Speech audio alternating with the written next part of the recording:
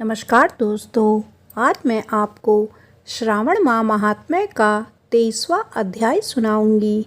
इस अध्याय में कृष्ण जन्माष्टमी व्रत का वर्णन किया गया है।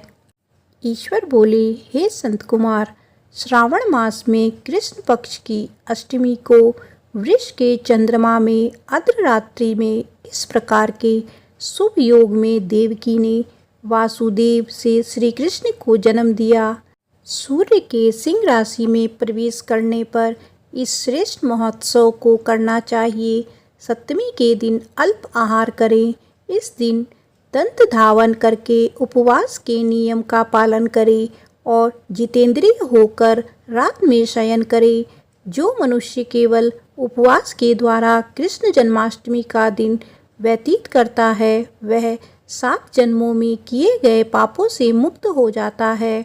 इसमें संदेह नहीं है। पापों से मुक्त होकर गुणों के साथ जो वास होता है, उसी को सभी भोगों से रहित उपवास जानना चाहिए।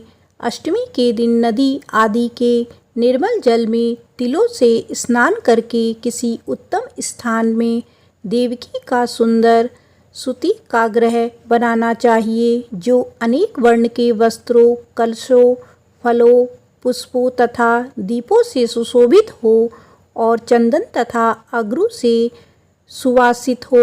उसमें हरिवंश पुराण के अनुसार गोकुल लीला की रचना करें और उसे बाजों की ध्वनि तथा नित्य गीत आदि मंगलों से सदा युक्त रखें।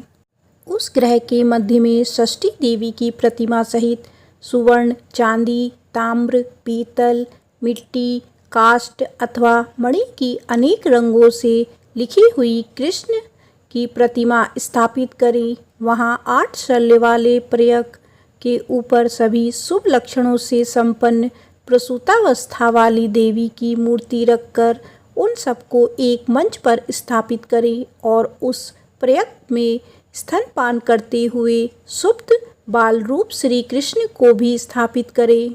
उस सूतिका ग्रह में एक स्थान पर कन्या को जन्म दी हुई यशोदा को भी कृष्ण के समीप लिखें। साथ ही साथ हाथ जोड़ते हुए देवताओं, यक्षों, विद्याधरों तथा अन्य देव योनियों को भी लिखे और वहीं पर खड्ग तथा ढाल धारण करके खड़े हुए वासुदेव को भी लिखे।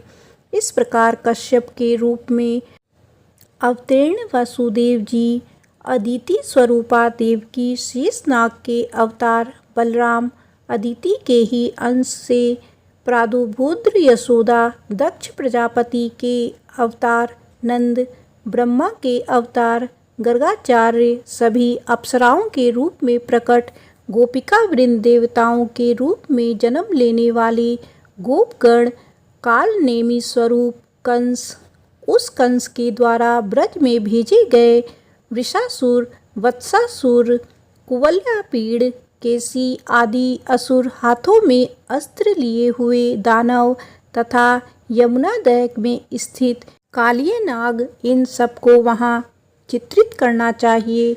इस प्रकार पहले इन्हें बनाकर श्री कृष्ण ने जो कुछ भी लीलाएं की हैं, उन्हें भी अंकित करके भक्तिपरायण होकर प्रयत्नपूर्वक 16 उपचारों से देवकी इस मंत्र के द्वारा उनकी पूजा करनी चाहिए।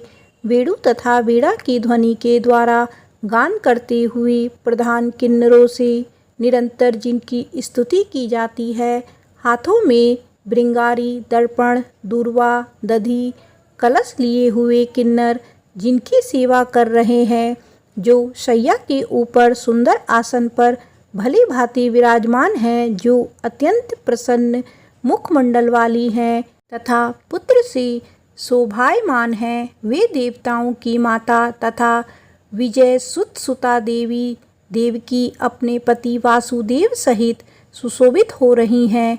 उसके बाद विधि जानने वाली मनुष्य को चाहिए कि आदि में प्रणव तथा अंत में नमः से युक्त करके अलग अलग सभी के नामों का उच्चारण करके सभी पापों से मुक्ति के लिए देवकी, वसुदेव, वासुदेव, बलदेव, नंद तथा यशोदा की पृथक पृथक पूजा करनी चाहिए।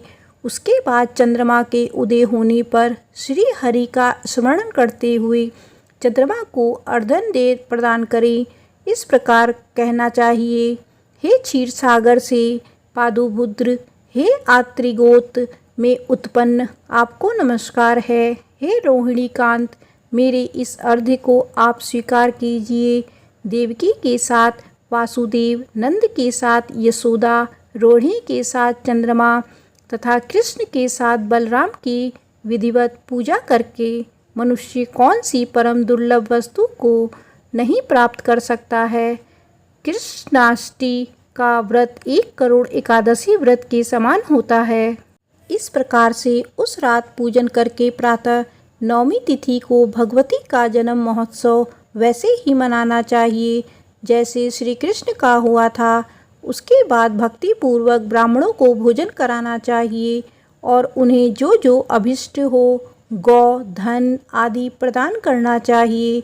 उस समय यह कहना चाहिए, श्री कृष्ण मेरे ऊपर प्रसन्न हो। गौ तथा ब्राह्मण का हित करने वाले आप वासुदेव को नमस्कार है। शांति हो, कल्याण हो, ऐसा कहकर उनका विसर्जन कर देना चाहिए। उसके बाद मौन होकर बंधु बांधवों के साथ भोजन करना चाहिए। इस प्रकार जो प्रत्येक वर्ष विधान पूर्वक कृष्ण तथा भगवती का जन्म महोत्सव मनाता है, वह यथोक्त फल प्राप्त करता है। उसे पुत्र संतान, आरोग्य तथा अतुल्य सौभाग्य प्राप्त होता है। वह इस लोक में धार्मिक बुद्धि वाला होकर मृत्यु के बाद वैकुंठ को जाता है। हे संत कुमार, अब इसके उद्यापन का वर्णन करूँगा।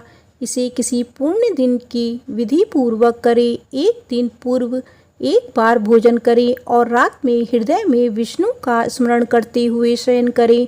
इसके बाद प्रातःकाल संध्या आदि कृत्य संपन्न करके ब्राह्मणों स्वास्तिवाचक कराएं और आचार्य का वर्णन करके ऋविजों की पूजा करें। इसके बाद वित्त साठय से रहित होकर एक पल अथवा उसके आधे अथवा उसके भी आधे पल सुवर्ण की प्रतिमा बनानी चाहिए और उसके बाद रचित मंडप में मंडल के भीतर ब्रह्मा आदि देवताओं की स्थापना करें।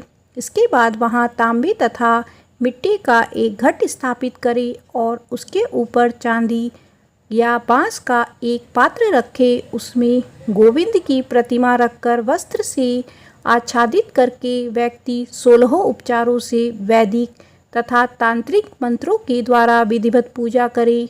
इसके बाद शंख में पुष्प, फल, चंदन तथा नारिकेल फल सहित शुद्ध जल लेकर पृथ्वी पर घुटने टेककर यह कहते हुए देवकी सहित भगवान श्री कृष्ण को अर्घ्य प्रदान करे। कंस के वध के लिए, पृथ्वी का भार उतारने के लिए, कौरवों के विनाश के लिए तथा दैत्यों के संहार के लिए आपने अवतार लिया है। हे हरे, मेरे द्वारा प्रदत्त इस अर्घ्य को आप देवकी सहित ग्रहण करें। इसके बाद बुद्धिमान को चाहिए कि चंद्रमा को पूर्वोक्त विधि से अर्घ्य प्रदान करे। पुनः भगवान से प्रार्थना करे, हे जगन्नाथ, हे देवकी पुत्र, हे प्रभु, हे वासुदेव पुत्र, हे अनंत, आपको नमस्कार है। भव सागर से मेरी रक्षा कीजिए।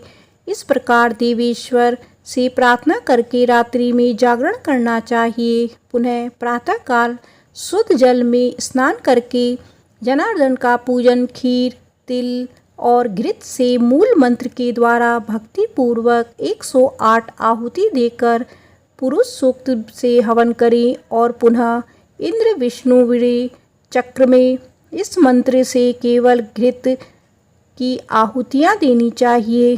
पुनः पूर्णाहुति देकर तथा होम से संपन्न करके अंततः आभूषण तथा वस्त्र आदि से आचार्य की पूजा करनी चाहिए। उसके बाद व्रत की संपूर्णता के लिए दूध देने वाली, सरल स्वभाव वाली, बछड़े से युक्त, उत्तम लक्षणों से संपन्न, सोने की सींग, चांदी के खुर, कांस्य की दोहिनी, मोती की पूंछ, ताम्र की पीठ तथा सोने के घंटे से अलंकृत की हुई एक कपिला गौ को वस्त्र से आच्छादित करके दक्षिणा सहित दान करनी चाहिए। इस प्रकार दान करने से व्रत संपूर्णता को प्राप्त होता है। कपिला गौ के अभाव में अन्य गौ भी दी जा सकती है। इसके बाद ऋत्विजों को यथा योग्य दक्षिणा प्रदान करें। इसके बाद 8 ब्राह्मणों को भोजन कराएं और उन्हें भी दक्षिणा दें। पुनः सावधान होकर जल से परिपूर्ण कलश ब्राह्मणों को प्रदान करें और उनसे आज्ञा लेकर अपने बंधुओं के साथ भोजन करें। हे ब्रह्मपुत्र, इस प्रकार व्रत का उद्यापन कृतक करने पर वह बुद्धिमान मनुष्य उसी क्षण पाप रहित हो जाता है और पुत्र पौत्र से युक्त तथा धन धान्य से संपन्न होकर बहुत समय तक सुखों का भोग कर अंत में वैकुंठ प्राप्त करता है। श्रावण माह महात्म्य का 23वां अध्याय समाप्त होता है। आप सभी मेरे साथ बोलिए, शंकर भगवान की जय, विष्णु भगवान की जय, भगवान श्री कृष्ण की जय।